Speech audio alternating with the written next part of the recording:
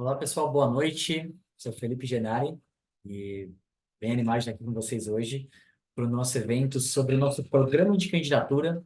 Então, né, muitas pessoas têm dúvidas de como funciona o nosso trabalho, né, quais são as etapas, e a nossa ideia aqui hoje então, é falar um pouquinho mais do programa, né, de como que ele funciona e tirar todas as dúvidas de vocês sobre o nosso programa. Então, vou falar bem rapidinho daqui para fora, vou trazer um contexto do processo seletivo, explicar o passo a passo, né, do nosso programa de candidatura, falar um pouco sobre valores de faculdades, bolsas, e no final eu abro para as perguntas de vocês.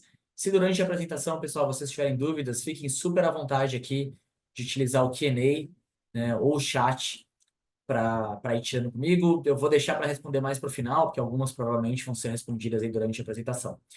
Como todos os eventos, tem sempre gente nova aqui chegando.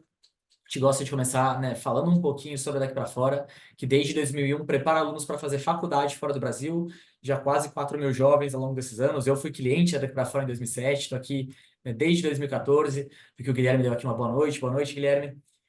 Né, muitas applications enviadas aí pelos nossos estudantes.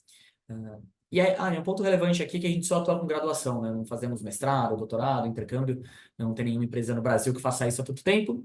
Na nossa equipe tem muita gente que teve essa vivência de fazer faculdade fora, mais de 60 profissionais, mais de 40 formados no exterior. E aqui o grande motivo de orgulho na Daqui para Fora, algumas das faculdades mais seletivas que tivemos alunos aprovados ao longo dos anos. Já atuamos há muito tempo nos Estados Unidos, Canadá e Reino Unido, e nos últimos anos aí estamos nos especializando na Europa também, né? Principalmente fora do Reino Unido, nosso foco principal são faculdades que têm cursos em inglês, né? Então, esse é um ponto bem legal, né? Você consegue estudar inglês em outros países também, além do Reino Unido, na Europa. Aqui os principais resultados em faculdades americanas, principais aprovações dos 2 últimos anos. Praticamente tiveram os alunos aprovados em todas as mais seletivas dos Estados Unidos e aqui na Europa e no Canadá. Acho que hoje dá para dizer que, né, a gente entende o que as universidades esperam dos alunos e aí isso nos dá uma condição bem legal de entender, né, onde o estudante está bem, onde o estudante pode melhorar e guiar, né, para que o aluno chegue muito bem preparado e tenha bons resultados. E sempre quando eu falo desse, né, mostro esses slides, a gente fala das possibilidades de admissão, muitas famílias têm dúvidas, né? Será que meu filho tem chance de estudar fora? Será que, né, o que eu quero é viável ou não é? E para isso a gente desenvolveu uma avaliação de perfil gratuita. Vou deixar aqui para vocês no chat. Ah, Bem direto ao ponto aqui, vocês respondem algumas perguntas, notas, áreas de interesse, orçamento planejado, quais países vocês têm em mente, se já tem algum curso ou não, né, ou se está indeciso, e aí a gente dá um feedback dizendo onde vocês estão bem, no que vocês podem melhorar, e aí muitas famílias depois marcam uma conversa, né, individualizada, onde a gente consegue entrar em mais detalhes da avaliação e explicar mais a fundo do nosso trabalho direcionado para o seu perfil. E aí, entrando no processo seletivo, então, as universidades, pessoal, avaliam os alunos em duas grandes frentes. A primeira delas é a parte acadêmica. Média geral de notas, do nono até o terceiro ano, e aqui pode variar de país para país, alguns países consideram o ensino médio ou os últimos 2 anos, mas em geral, a partir do nono eles já consideram. Para quem está pensando nas faculdades americanas, muitas delas vão exigir o SAT ou o ACT, que é o equivalente ao Enem norte-americano. E só para se aprofundar um pouquinho mais nas provas, né? Não tem nenhuma que seja mais ou menos relevante, é muito mais uma questão pessoal de cada aluno. Ah, e a maior parte dos nossos alunos acha o SAT uma prova mais fácil, tá? Especialmente depois da mudança que teve no ano passado, então a grande maioria dos nossos alunos acaba escolhendo ela.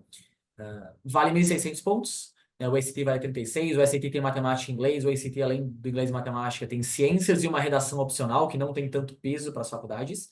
Ambas acontecem diversas vezes ao ano, e aí tem um ponto bem interessante, né? Você está agora aqui começando a se planejar para fazer o SAT, aí você vai e faz o SAT de junho. Vai super bem na matemática, mas não vai tão bem no inglês. Se prepara melhor durante o meio do ano, faz de novo em agosto. E aí inverte a sua nota, né? Aqui você foi melhor no primeiro, você vai pior e na outra melhor, na outra sessão. Você pode somar a maior nota de cada sessão de cada prova para depois enviar para as faculdades, que é o que eles chamam de super score.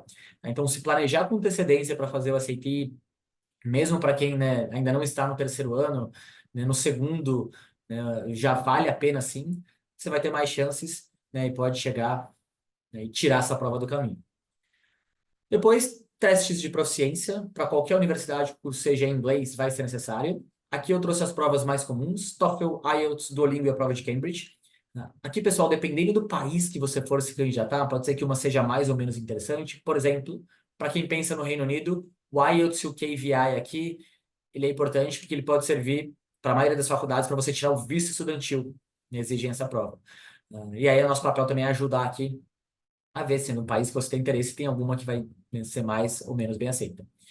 Depois, Enem, para quem está pensando em faculdades canadenses, algumas na Europa, dependendo do país, o Enem ele é considerado como parte do processo, né? Não é que nem para Portugal, que só com a nota do Enem você é aprovado. Nesses países, normalmente é uma das etapas.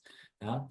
E aí, principalmente na Europa, quando a gente sai do Reino Unido, o processo seletivo ele não tem um padrão tão claro, ele pode mudar e variar um pouquinho de acordo com o país, e algumas faculdades podem pedir uma prova específica, né, que varia aí de país para país, ou até mesmo dependendo do curso, então tem que ter bastante atenção aqui. Critérios pessoais, geralmente faculdades mais seletivas ou processos de bolsas mais seletivos vão bem a fundo aqui. Cartas de recomendação, de 1 a 3 cartas de professor e coordenador da escola. Atividades extracurriculares, tudo que o jovem se envolve fora do currículo obrigatório da escola, né? Pode ser algo ainda dentro da escola ou fora da escola.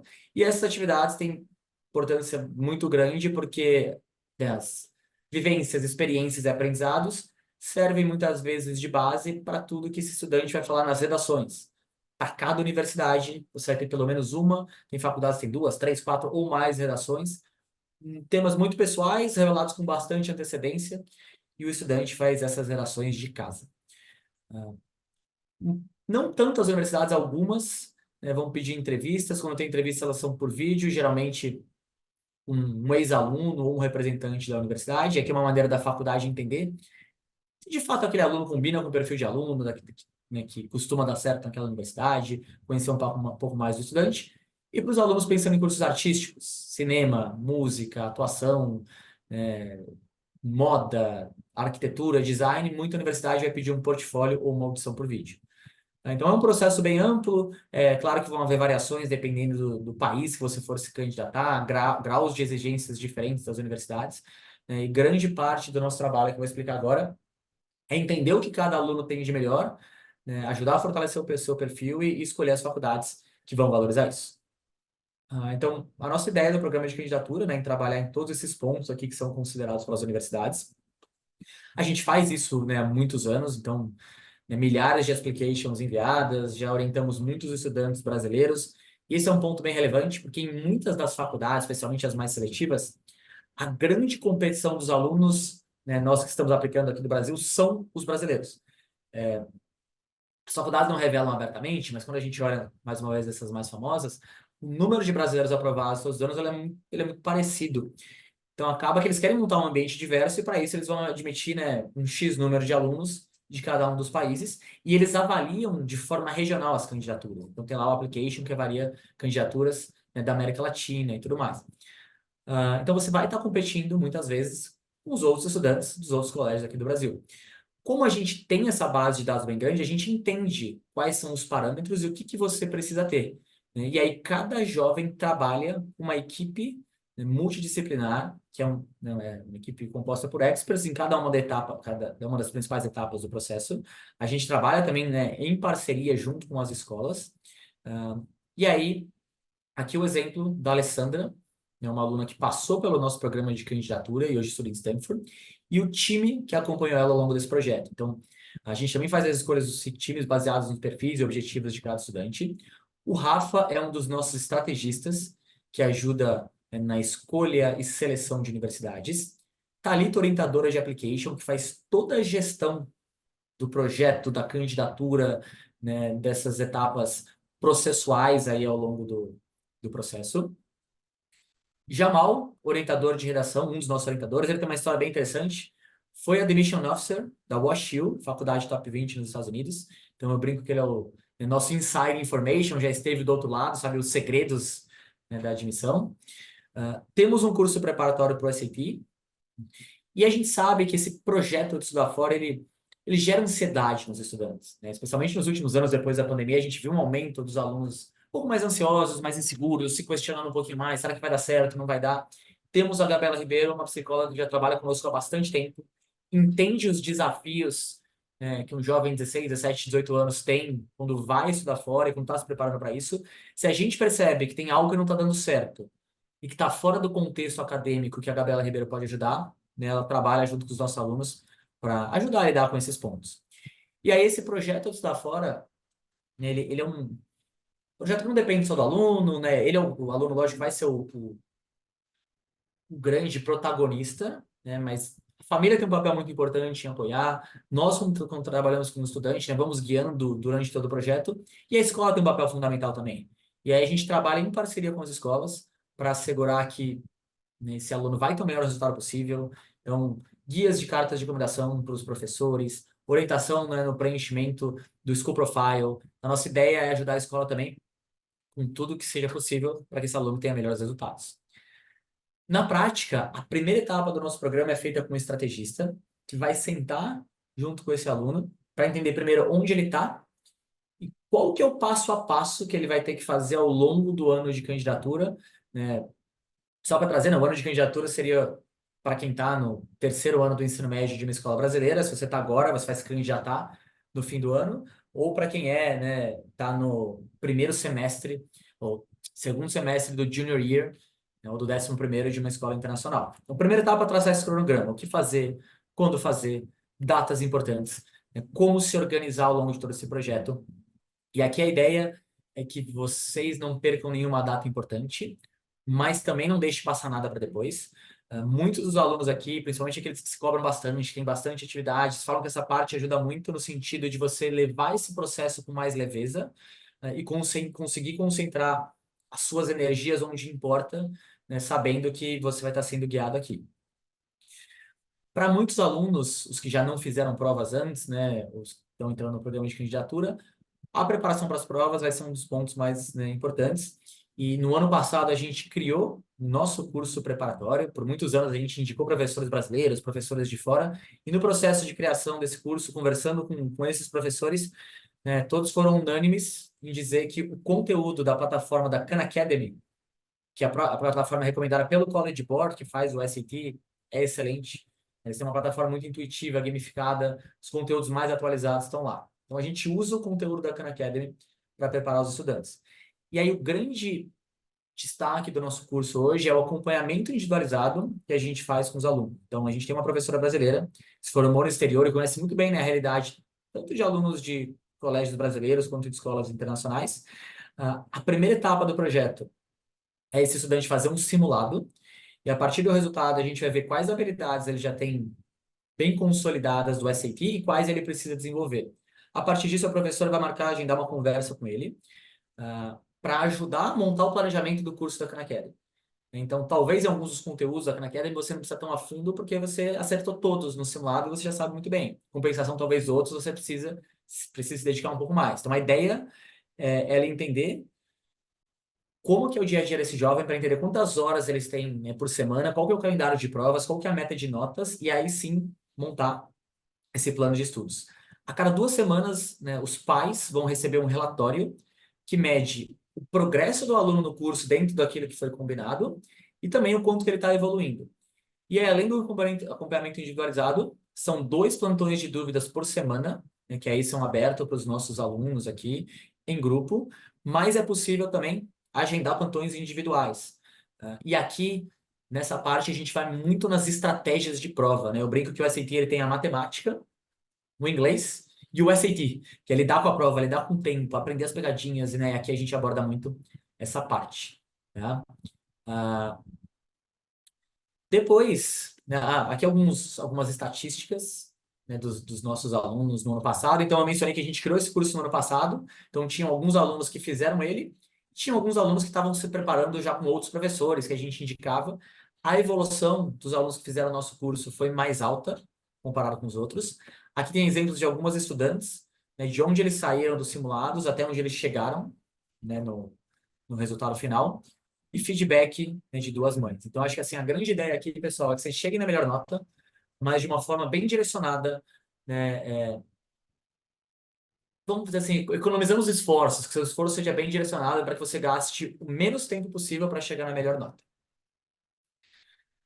Em paralelo, enquanto o aluno vai começando a fazer os simulados, começando a trabalhar né, nessa parte de provas, o estrategista vai começando a montar essa lista de universidades. Para fazer a lista do aluno, a gente vai considerar, obviamente, o perfil do estudante, notas de prova, extracurriculares, né, países ou países de interesse, se ele já tem um curso definido ou se ele ainda está indeciso. Então, todo esse perfil entra em consideração.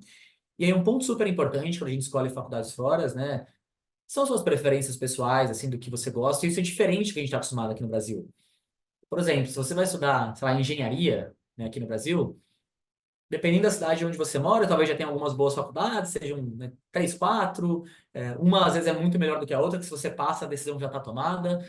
Dependendo do número de países que você tem em mente ou o curso que você quer fazer, às vezes não é muito difícil a gente chegar em 40, 50 bons nomes de faculdades.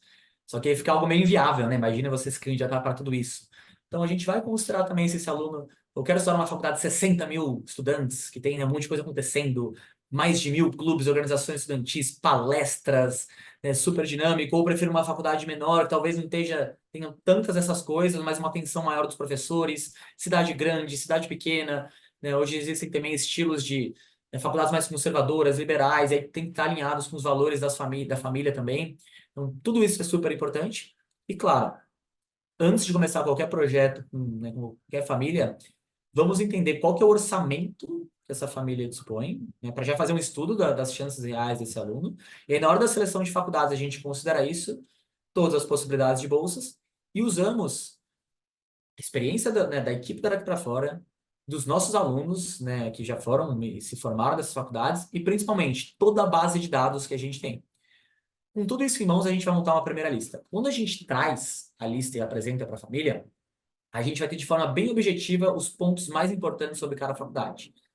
Ranking na sua área de interesse, quais são os pré-requisitos de notas, né, de provas, média geral, ah, qual que é o valor da faculdade, considerando a alimentação, moradia, tem bolsa, tem algum benefício para cidadão europeu, né? E várias informações também para o aluno e para a família se aprofundar na faculdade, né, nessa pesquisa, e por que que a gente acredita que essa faculdade combina com o estudante.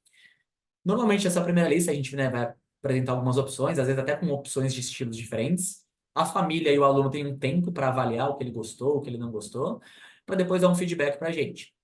E o ponto mais interessante, ao lado de cada recomendação, né, além dessas informações gerais, nós vamos colocar quais são as chances do estudante ser aceito em cada uma das universidades, usando os dados que a gente tem.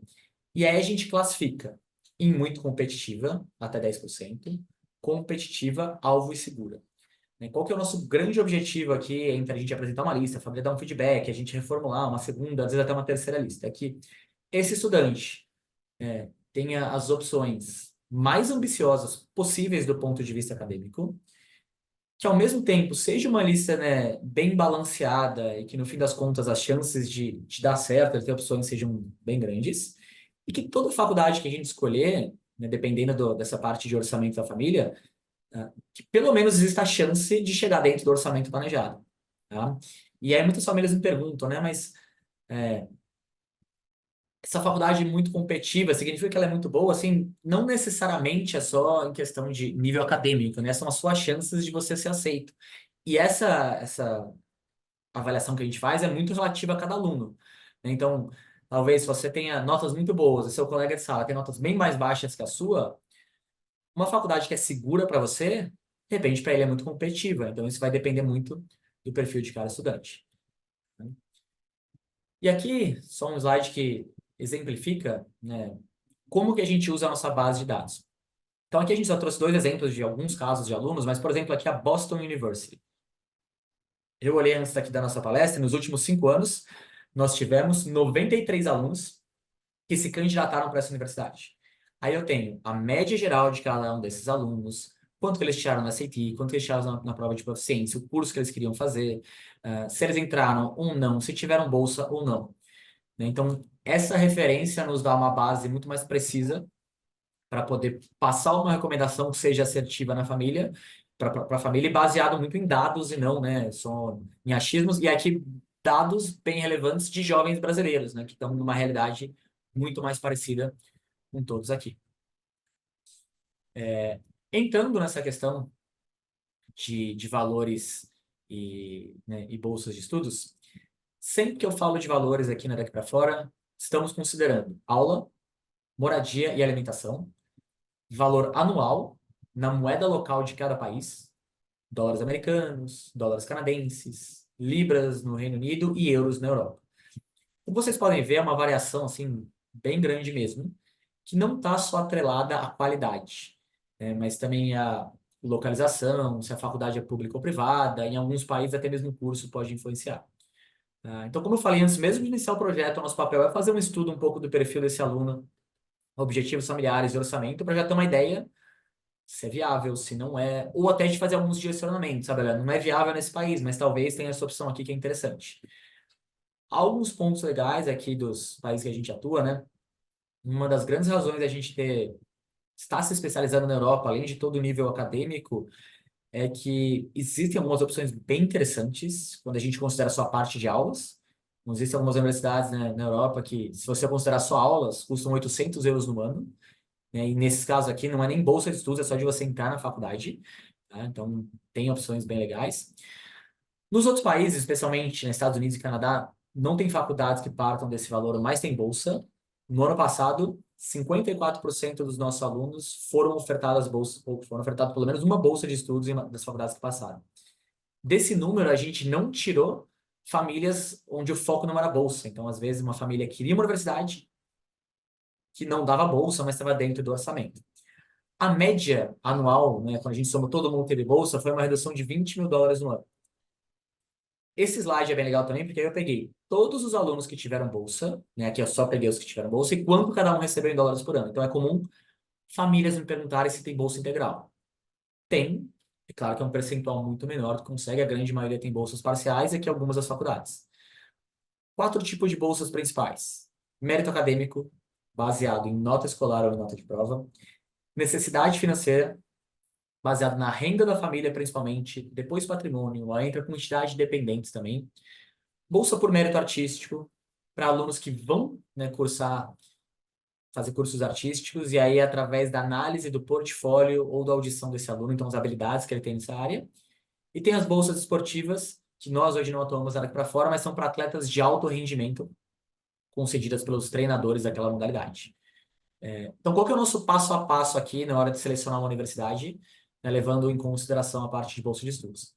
Então, eu sei até onde aquela família pode chegar na parte de orçamento, qual que é o limite. Tem uma universidade que está acima disso, primeiro ponto que eu vou ver é se ela tem bolsa.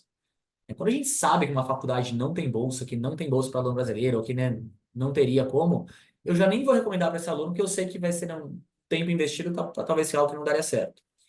Se tiver bolsa, a gente vai olhar nossos dados também para ver, bom, quantos alunos tiveram bolsa nos últimos anos? Qual foi o tamanho de bolsa que eles tiveram? É realmente factível para trazer para o teto de investimento dessa família?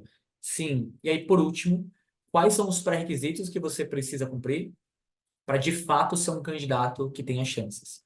Tá? E aqui, mais uma vez, é onde eu acho que a gente agrega muito valor, é de ter pré-requisitos bem específicos, né, que vão ser muito mais relacionados a vocês, né, como jovens brasileiros aplicando daqui, né, ao invés dos pré-requisitos muitas vezes que estão no site, que são genéricos, ou em sites, né, tipo College Board, Niche, que vão ter dados gerais, né, quanto que, em média, a faculdade deu de bolsa, mas não tem específico para alunos internacionais ou para alunos brasileiros, então isso me ajuda bastante. Principais resultados dos 2 últimos anos, os alunos que tiveram as bolsas mais generosas.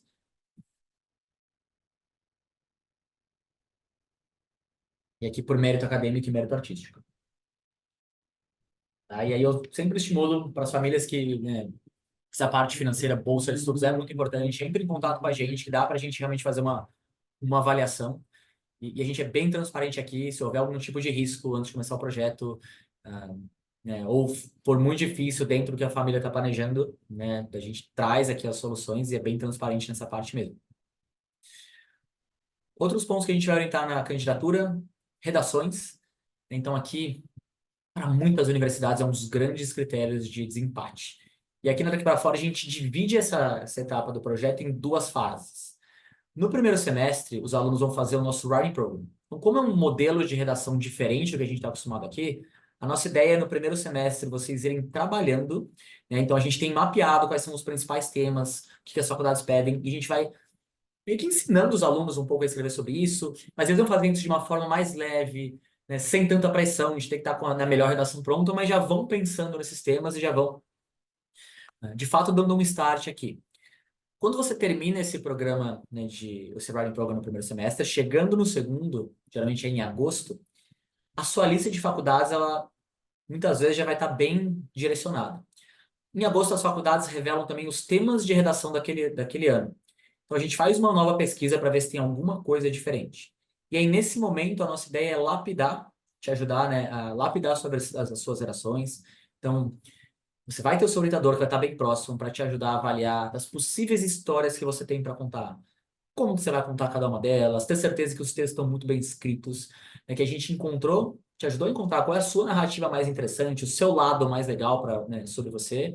E essa parte, pessoal, é muito importante ter pessoas que conhecem, que já leram muitos textos, que entendem, né, o que faz sentido você escrever, e principalmente o que não faz, né, que acontece muitas vezes de algum aluno pensar em algum tema que parece interessante, mas, sabe, de repente é um tema polêmico, ou, sabe, para um caminho de alguma história que, para falar sobre um desafio pessoal, mas que fica muito mais no lado negativo do que no positivo, ou entrar em muitos temas clichês, né, que os nossos orientadores conhecem bastante, e a ideia é realmente que a sua redação seja um diferencial para te ajudar a ser aprovado. Para alunos pensando em cursos artísticos, como eu mencionei, né, lá atrás, o portfólio vai ser importante. E aí, esses alunos têm uma pessoa extra, que é a orientadora de portfólio, que vai primeiro, né, entender, fazer um diagnóstico para entender o que que você já tem de material, né, o que que pode ser aproveitado. Né, depois de ter a sua lista pronta, pesquisar quais são os portfólios específicos, entender quais materiais você vai ter que desenvolver e ajudar você também a desenvolvê-los da forma mais eficiente possível para que você consiga, né, adaptar os materiais para as diferentes, né, universidades. E aí depois a gente dá todo o suporte para enviar para as faculdades. Tá? Então, para alunos que estão pensando em cursos artísticos, principalmente naquelas faculdades que são muito direcionadas para artes, essa fase aqui, muitas vezes, é a mais importante do processo. Tá? Então, tem que ser muito bem feito. E aí eu sempre falo, se tiver alguém aqui pensando em curso artístico que ainda não está se envolvendo aí com, né, com essa parte de portfólios e desenvolvendo essas habilidades, super importante não deixar isso para depois, porque essa parte costuma ser uma das mais trabalhosas, né, e requer aí um tempo de preparo. Segundo semestre, né, do ano de candidatura, vamos fazer toda a orientação do application, né? Então, aqui você vai trabalhar junto com uma orientadora, que vai fazer toda essa gestão nessa fase do projeto. É o nosso papel levantar todos os prazos para requisitos, formulários, orientar com todo o preenchimento, revisar, né, ajudar a enviar para as universidades. E aqui a nossa ideia é tirar o tempo do aluno de ter que fazer tudo isso para que vocês foquem nas redações, nas provas, no portfólio, do que está no seu controle. Aqui é bem legal também que a gente tem o portal do aluno, para ajudar a cuidar de todas essas variáveis do application, né? Então, são diversas variáveis, prazos diferentes, plataformas diferentes dependendo do país, né? O application muda dependendo se você vai aplicar para a bolsa, pode ser que o prazo seja antes. Aqui variáveis também, né, quando você pensa em estudar na Europa. Então, a gente tem o portal do aluno, que vocês conseguem acessar pelo celular ou pelo computador. E a ideia aqui nesse portal é que todas as informações sejam consolidadas num lugar só. Então, imagina que você está aplicando para 12 faculdades diferentes, algumas nos Estados Unidos, algumas no Canadá ou na Europa. Cada faculdade tem um prazo, pedem documentos diferentes, está tudo meio que a informação espalhada. E a gente consolida tudo dentro do nosso portal, facilita muito na organização para os estudantes. E a fase final, né, vamos enviar essas candidaturas, e aí, a partir de março, né, normalmente, do ano que você vai iniciar a faculdade, você começa a receber as respostas em quais faculdades você passou ou não. Sentamos junto com as famílias para ajudar nessa decisão. Tem alguns casos que pode ser que seja uma decisão fácil. Passei na minha favorita, ou passei em uma que eu tive uma bolsa, né, muito generosa, é aquela que eu queria. Tem muitos casos que é uma decisão difícil. Você passou em duas ou três e que está meio parecido academicamente, as condições estão parecidas, então sempre recomendamos aqui separar, se possível, né, nessa fase aqui de abril, 1 ou 2 semanas para visitar e conhecer algumas faculdades. E aqui a gente gosta também de conectar os nossos alunos com jovens que já estão na universidade que ele foi aprovado. Então, de repente, é legal você falar com alguém que está 2, 3 anos fazendo o mesmo curso que você tem interesse na faculdade que você passou, de repente até seus pais conversarem com os pais desses alunos. Definiu a universidade, a gente faz todo o pós-admissão, orientação com matrícula, plano de moradia, plano de alimentação, todos os detalhes até que o estudante chegue na universidade, né? Esse é a fase principal do nosso projeto, mas temos uma equipe que fica aqui para dar suporte ao longo da universidade. Imprevistos, dúvidas do dia a dia, às vezes o estudante está com alguma dúvida, não sabe que departamento ele procura na universidade, questões mais simples em alguns casos, ou questões mais complexas, né? Pô, trabalhei na faculdade, eu preciso pagar imposto de renda? Como funciona? Se eu quiser revalidar meu diploma, é possível, não é? O que que eu posso já ir fazendo para ficar mais fácil? Maneiras mais econômicas de pagar a faculdade, né? Então, o vínculo que a gente tem com o estudante vai até ele se formar lá no exterior. Então, é um programa, né, bem completo que orienta em todas as etapas.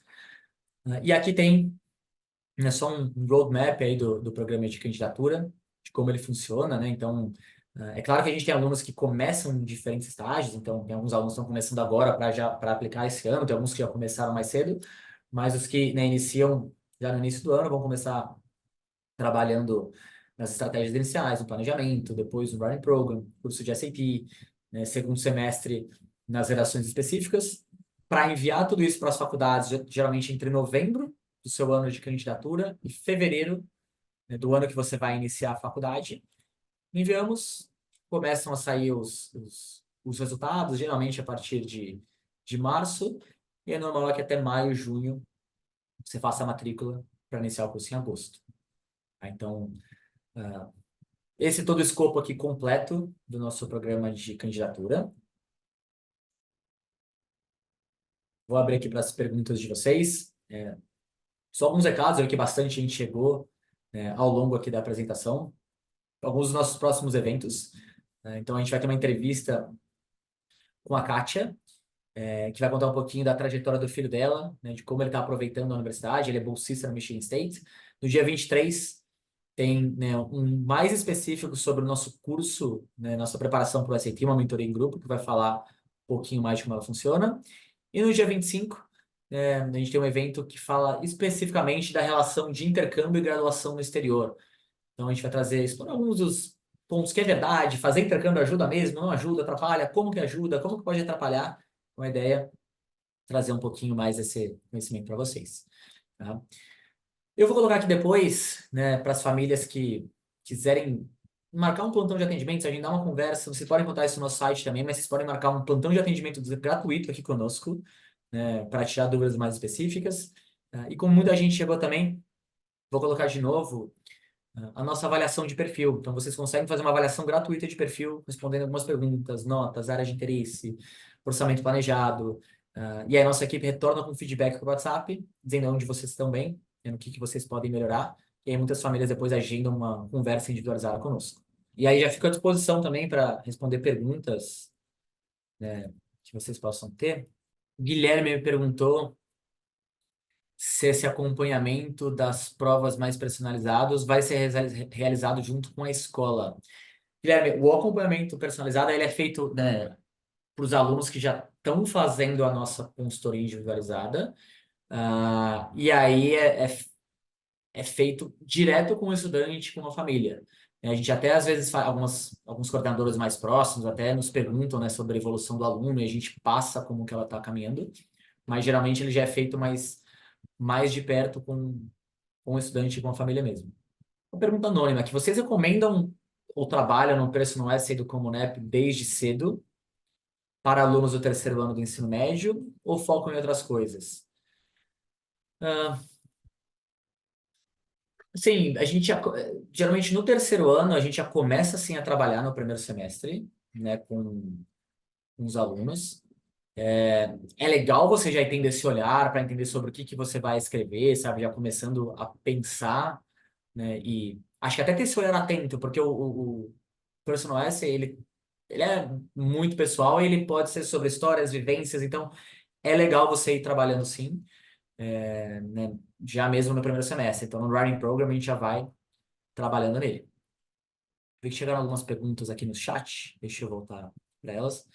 A Camila me perguntou mais sobre o ensino médio na França. Putz, Camila, confesso que eu não conheço muito. O nosso trabalho é muito mais direcionado para graduação, né? Então a gente não faz preparação para ensino médio, Camila. Então, de fato, eu não conheço muito sobre o modelo de ensino médio, como que que ele funciona. Talvez seria legal falar com alguma agência de intercâmbio mais direcionada nessa área, né? Realmente não saberíamos te orientar quanto a isso. A Débora perguntou quando fazer o SAT. Débora, nós orientamos nossos alunos a começarem a se preparar já no segundo ano do ensino médio. Muitas das matérias que a gente vê aqui no Brasil, você já vai estar pronto para começar a estudar para o SAT. Então, o que que eu considero, né, o ideal é, se possível, começar a se preparar no primeiro ano no primeiro semestre para fazer uma prova oficial já no segundo semestre. Qual que é o mundo perfeito aqui? Que você chegue na metade do terceiro ano, se possível, já tendo eliminado essa prova. Todos conseguem fazer isso? Não necessariamente. Alguns, né, começam a se preparar um pouquinho mais tarde e você pode ter essa gordurinha do segundo semestre. Mas, idealmente, começar a se preparar no primeiro semestre ou segundo, faz uma prova no segundo semestre, ou duas, e aí, se precisar, você ainda pode repetir no primeiro semestre ou terceiro. A Lina me perguntou como que é a conversão, né, do GPA para alunos de escolas brasileiras. E na gente, inclusive, a gente tem até uma calculadora de GPA, que depois eu posso até. Deixa eu ver aqui. Eu mando ela aqui para vocês. Eu vou deixar aqui. Tem um artigo nosso aqui do nosso blog que explica bem como isso funciona. Então, vou até colocar aqui, que aí dá uma explicação mais completa, Lina, do que eu vou dar aqui agora. Mas, basicamente, né, cada matéria que você faz tem um peso. Ah, e aí é considerado também a carga horária, um pouco dentro disso, né? Então, se você tira uma nota 9, né, o peso vai ser um, 8 vai ser outro, e assim por diante. E aí a conversão que a gente tem de 0 a 10, ela vai ser de 0 a 4, né, para chegar nessa média ponderada. Nós fazemos essa conversão, a gente tem essa calculadora que ajuda os estudantes, e aí também é importante frisar ali, né, que não dá para a gente precisar exatamente 100% como cada universidade vai calcular. Podem haver algumas variações. Pode ser que algumas universidades têm um peso maior para a carga horária, outras não, considerem igual. Então, a gente sempre faz um cálculo aproximado das possíveis variações para usar isso como uma referência, né, na hora de selecionar as faculdades. As aplicações começam no último ano do ensino médio? Sim. Então, você geralmente aplica entre novembro do seu último ano, né, do ensino médio, e fevereiro depois do ano que você se formou, para alunos de escolas brasileiras e para alunos de escolas internacionais na metade, né, do seu senior year.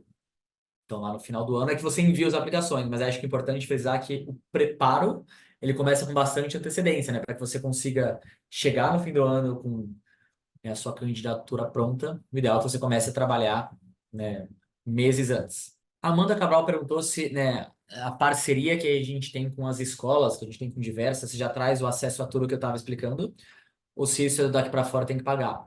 Amanda, tudo que eu expliquei, né, aí é a consultoria individualizada, que ela é contratada à parte.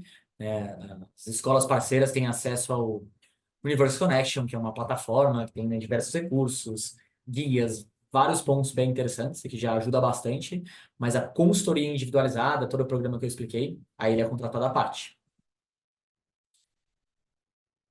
O Guilherme perguntou se eu tenho uma lista com as faculdades americanas que dão mais full ride. Guilherme, não tem uma lista agora aqui, mas os nossos últimos anos, os casos que a gente teve, né, geralmente são nas faculdades mais seletivas, né, essas mais famosas mesmo, que costumam ter um orçamento maior de bolsa de estudos. Então, alguns exemplos que a gente teve nos últimos anos, né? Harvard, MIT, Dartmouth, Yale, Columbia, para citar alguns exemplos aqui né, que costumam dar mais bolsas de estudos ou dar full rides. Débora Pries, né, perguntou também aqui se é importante ter feito high school. Quem não fez o high school, como funciona? Débora, depois só me explica se é o high school no exterior, ter feito um período fora, ou os high school brasileiros, high school, né, que muitas escolas promovem, que é em paralelo ao, ao programa aqui do ensino médio brasileiro. A Virginia perguntou qual que é o papel da escola nesse processo. Virginia, a escola tem, né, alguns papéis fundamentais aqui. Primeiro, School Profile, então né, enviar todos os documentos para mostrar como que é o contexto da escola, talvez, né, no nível acadêmico no Brasil, como que é o contexto do estudante dentro daquela escola, né? Então, quanto melhor a escola consegue fazer um School Profile que mostra isso, né, de forma mais fácil para o Admission Officer, mais sua ajuda. Tem papel fundamental também, né, nas cartas de recomendação, que é um ponto, né, super relevante, e cada vez mais também as escolas têm promovido oportunidades de envolvimento extracurricular para os alunos, além da sala de aula, né? Então, acho que eu destacaria aqui esses três pontos. O high school no Brasil, tá? Então, Débora, né, o currículo de high school é um currículo adicional, né, que muitas escolas oferecem e que vai ser considerado na aplicação do estudante também. Então, ele soma nesse application. Temos diversos alunos que fizeram high school e tiveram bons resultados, mas já tivemos muitos alunos também que estavam em escolas que tinham high school, não fizeram, mas ainda assim foram muito bem no processo seletivo, tá? Então, as etapas do processo, o SAT, teste de proficiência, né, e tudo que você vai precisar tendo ou não feito high school. Então, é um currículo que, sem sombra de dúvida, soma, né, e vai ser considerado, mas é possível sim, tá? Você consegue fazer, né, e aplicar para fora mesmo não tendo feito high school. Débora perguntou também como funciona o Early Application. Então, as universidades lá, elas também têm uma grande concorrência aí para trazer, né, para atrair os estudantes. E aí elas têm duas modalidades onde você pode aplicar. Os prazos regulares, que normalmente acontecem a partir de janeiro, fevereiro, e os prazos antecipados, que são os Early Applications. O que que acontece? Quando você aplica nos prazos antecipados, existem dois tipos. Tem o Early Decision e o Early Action. Early Decision são, né, eu gosto de classificar como se fosse, né, você tá dando a sua palavra 100% de que você vai para aquela universidade. Então, se você for aprovado, você garantiu para a faculdade que você vai para ela. E o Early Action, você aplica, você fala que você está dizendo que você está muito interessado, mas ainda assim você tem a chance de avaliar as respostas das outras universidades também. O que acontece? Esses Early Applications, em muitos casos, as taxas de admissão são um pouquinho maiores, né? Afinal de contas, você está dando uma certeza maior que você vai para a faculdade. Então, é uma estratégia que a gente utiliza, assim, né, com muitos dos nossos alunos. Né, algumas famílias e estudantes não necessariamente usam a estratégia da melhor forma, quando não conhecem do assunto. O senso comum é a faculdade que mais eu tenho interesse, eu aplico early. Mas às vezes é que você tenha mais interesse não significa que você tenha as melhores chances. Então, de repente, a sua segunda ou terceira de maior interesse pode ser mais negócio você aplicar early do que não, do que antes, né? E aí tem que ver também se naquele momento você já tem a melhor application possível, suas relações estão boas, se não vale, às vezes, fazer uma prova a mais.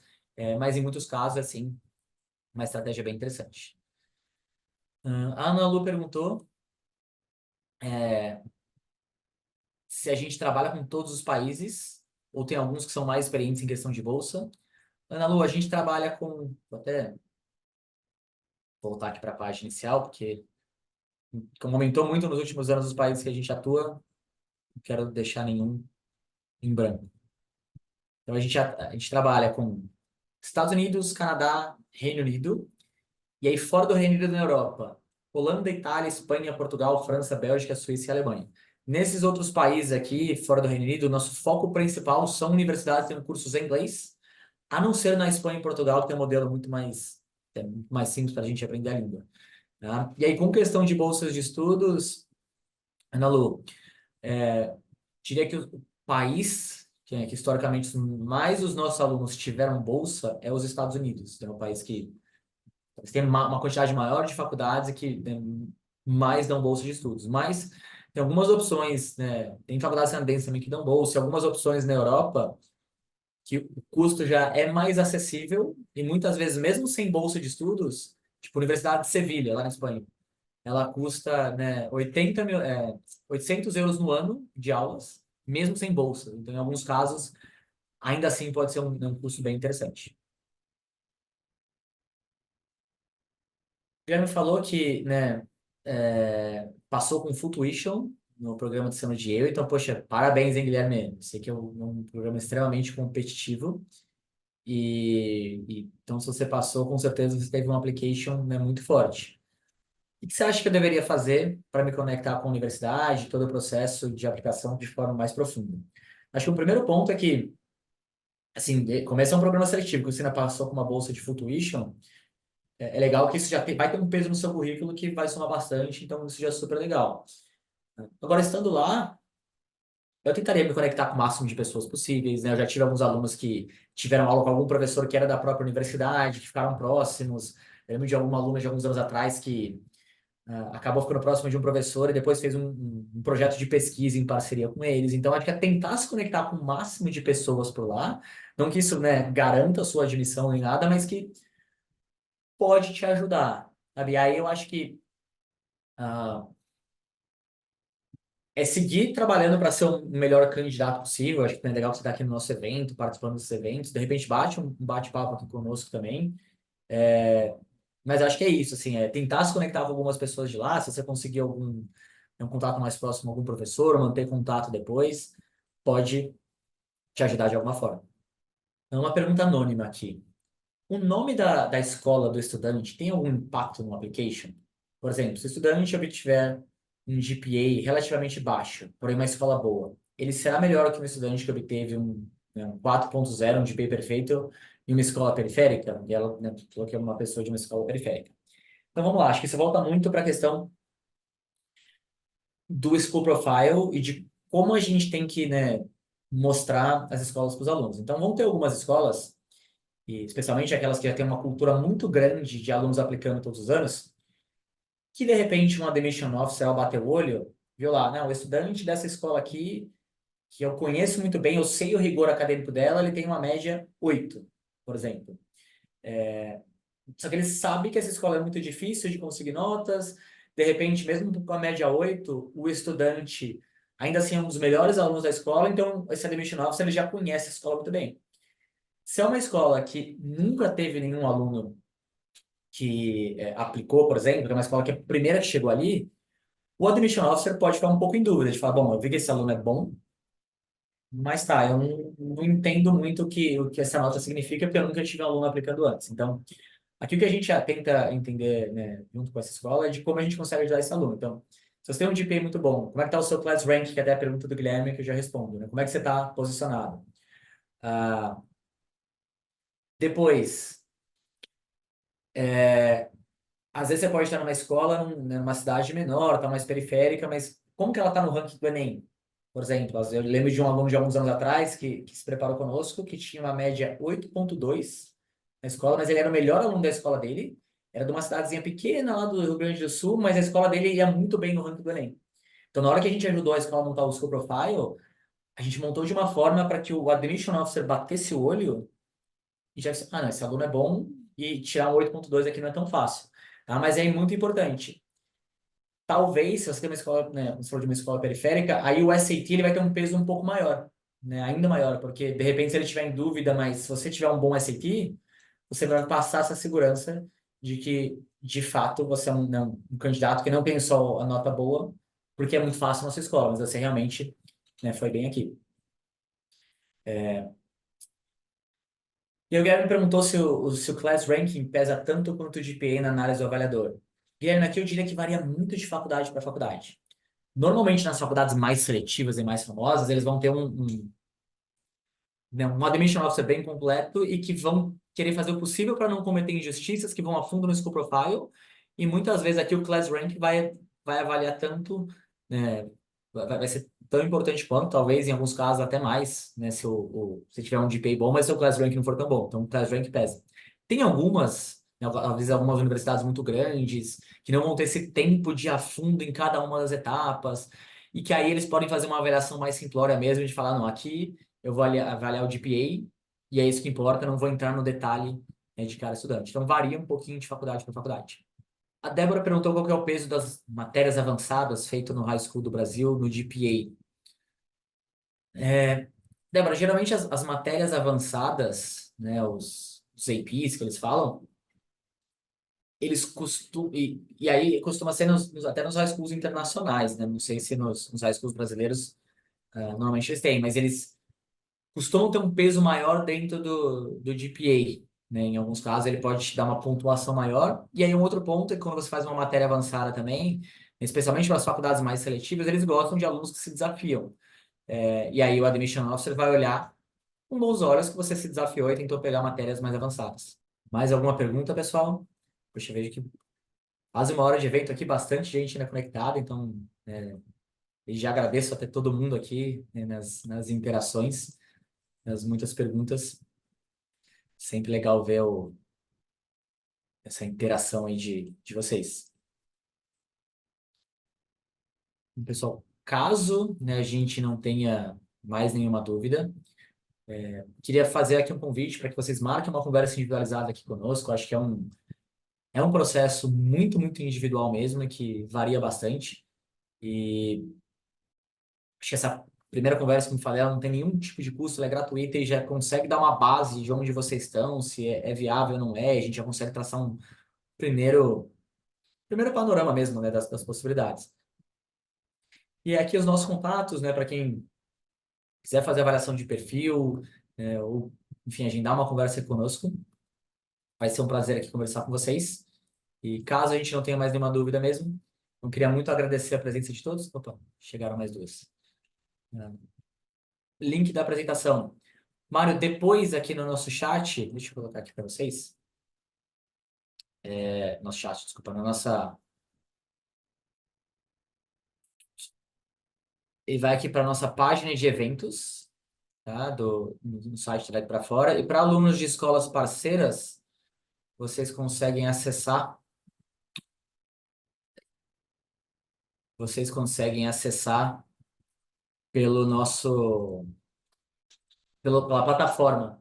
Né? Então, geralmente em 2 dias, no máximo, aí a gente já sobe ah, a apresentação. A Nona perguntou se eu acho obter bolsa, mais fácil obter bolsa, né, em países da Itália, Espanha ou França do que nos Estados Unidos. Olha, Ana Lu, bolsa de estudos, pelos nossos históricos aqui, eu vejo uma possibilidade maior nas faculdades americanas. Mas o que acontece, né? Como eu dei o exemplo lá da Universidade de Sevilha, né, que cobra uma taxa de 800 euros no ano para um aluno internacional. Muitas vezes, mesmo com uma bolsa de estudos numa faculdade americana, uma bolsa generosa, ainda assim talvez fique num valor mais alto do que esse valor da faculdade da Espanha. Eu sei que, apesar da gente não atuar para alunos que falam, né, francês ou italiano, tem algumas universidades também que têm mais ou menos esse mesmo benefício de pagar a mesma taxa do cidadão local, que às vezes acabam sendo valores bem acessíveis. Então, assim, depende. Pode ser que mesmo nesses países fique, né, bem interessante. Então, não sei qual que é o mais fácil. Acho que vai depender muito mais da faculdade do que do país em si. O que é o mais importante no currículo? O que mais as universidades costumam prestar atenção? Olha, eu diria que, assim, também pode variar um pouquinho de país para país e tudo mais, mas né, se a gente for olhar todas as faculdades e países que a gente atua, o primeiro ponto que todas, a grande maioria vai avaliar, notas escolares, sua média geral do nono até o terceiro ano, e provas, né? Principalmente a proficiência na língua que você quer estudar. Então todo mundo me pergunta, qual que é o primeiro passo que eu posso fazer?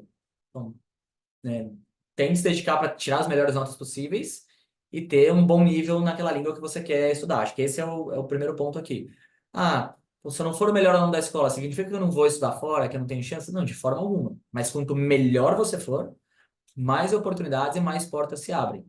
Então, esses critérios acadêmicos geralmente são os primeiros. E aí depois que entram os critérios pessoais, né? As atividades extracurriculares, cartas de recomendação, redações, né? E esses outros pontos. Quantos... Não, peraí. Pedido de bolsa é feito no Common App? Débora, depende, né? Depende das faculdades que você vai aplicar. Tem algumas faculdades que você aplica pelo Common App, ou aplica por outros portais, ou direto na universidade. Mas normalmente sim, mas depende também do tipo de bolsa, né? Se é uma bolsa por mérito acadêmico, tem algumas faculdades que só de você aplicar, você já é considerado. Tem outras que você vai aplicar para a faculdade, fazer um application à parte para bolsa de estudos. E aí, quando é bolsa por necessidade financeira, você indica que você precisa de bolsa e você preenche um documento que se chama CSS Profile, que basicamente, né, mostra todas as suas informações financeiras, imposto de renda, bens e tudo mais, para a faculdade avaliar. Quantos anos a Universidade de Direito nos Estados Unidos? 4 anos de graduação, aí você passa por um novo processo seletivo e mais 3 anos de Law School. O GPA é feito com a média das matérias ou com as notas mesmo? O GPA vai ser considerado a nota final de cada matéria em cada ano. Então, você vai ter lá a média final das matérias, né, do nono ano, do primeiro, do segundo, do terceiro, é isso que conta. Aí a parte que, né, gera um pouco mais de complexidade é o quanto que cada nota tem peso. Então, né, para muitas faculdades, as matérias que têm uma carga horária mais elevada vão ter um peso maior do que uma matéria que tem uma carga horária menor. O Leonardo perguntou aqui se eu acho que o que tem mais peso? As extracurriculares ou as honors ou ao contrário? Putz, é difícil dar 100% aqui de uma resposta que seja 100% completa, porque pode até variar de faculdade para faculdade. Vou dar um exemplo aqui. Por exemplo, MIT.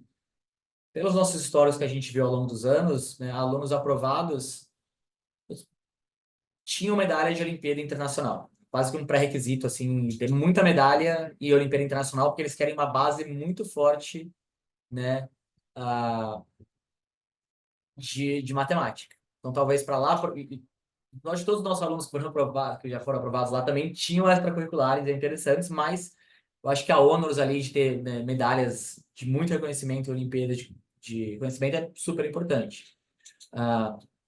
E aí, então, faculdades como Stanford, que são conhecidas, são muito empreendedoras, tal, os ônus são importantes, mas tem um projeto que tem um destaque muito grande, geralmente com esse perfil de empreendedorismo, de liderança, acaba sendo muito relevante. Então, pode ser que varie de universidade para universidade. Eu não acho que tenha, assim, a resposta que seja a correta. Eu acho importante, Léo, a gente entender onde está o seu maior potencial, e você ir trabalhando dentro disso.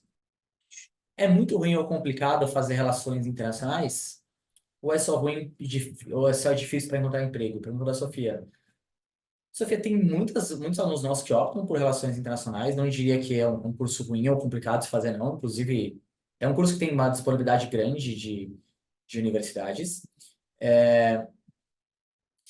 Depende aí na questão do emprego, depende de qual que é a carreira que você quer seguir fazendo relações internacionais, né? Quem faz aqui no Brasil muitas vezes quer seguir uma carreira de diplomata, alguma coisa mais nessa linha, e aí talvez fazer fora para depois voltar para cá e por esse caminho seja um pouco mais complexo, mas sim, na carreira, né, no curso de relações internacionais você desenvolve diversas habilidades que te abrem diferentes campos. Então você não precisa necessariamente trabalhar, né, tá lá na ONU, por exemplo, vai trabalhar em empresas, enfim, tem várias oportunidades. Então, eu acho que se você aproveitar muito bem a universidade e as maneiras de se desenvolver, né, você pode sim, né, ter um campo interessante de procura de emprego. Né, se você não se restringir só às coisas, né, muito específicas, acho que até esse é um ponto legal, pessoal. Cada vez mais, né, o que você faz na universidade, saindo de cursos muito específicos, não necessariamente vai ditar que você vai trabalhar com isso ao longo de toda a sua vida. Né? Cada vez mais os jovens mudam aí de carreiras, é muito comum. Então, acho que olhem para isso também, muitas as habilidades que vocês vão desenvolver nos seus cursos e como isso pode ser aplicado, né, em muitas áreas diferentes. O GPA conta desde o nono ano? Sim, para as faculdades americanas, conta desde o nono ano. Em alguns outros países, não, pode contar a partir do primeiro ou até segundo e terceiro. Mas nos Estados Unidos, desde o nono ano. É melhor fazer direito aqui e depois fazer uma pós, né, no ZEUA ou não mudei nada? Essa vai depender muito do seu, né, seus objetivos de carreira, o que que você quer. Por a gente trabalhar com graduação, eu confesso que eu não sei qual que é o grau de complexidade de fazer o direito aqui e depois fazer a pós. Eu não sei se isso é simples ou não, né? Mas e também não sei, né, tem que ver quais são os seus objetivos depois. Se você quer fazer o direito lá, mas gostaria de tentar voltar para cá para o Brasil em algum dado momento, né, ou não, ou a ideia é ficar por lá mesmo. Então, acho que teria que ver esses pontos. Gabriela perguntou se ter trabalho social no currículo tem peso para aplicação. Sim, então é algo que conta, né, como uma atividade extracurricular interessante. E a Ana Lu perguntou se é muito difícil fazer direito nos Estados Unidos, né? O que acontece, Ana Lu, que assim como a medicina, o direito é um curso de pós-graduação. Então você faz 4 anos de faculdade, passa por um novo processo seletivo, aí sim para você ingressar na escola de direito, né? Então, de fato, comparada com o Brasil, eu diria que é um curso mais trabalhoso, tem 2 etapas, né? Não é que você entra direto, não tem esse grau de complexidade. Bom, pessoal, queria muito aqui agradecer, né, a presença de todos. Passamos aqui um pouquinho até de 1 hora do nosso evento. Foi um grande prazer estar aqui com vocês hoje e, né, espero vê-los aí nos próximos eventos. Grande abraço, uma boa noite e até a próxima, pessoal. Muito obrigado. Tchau, tchau.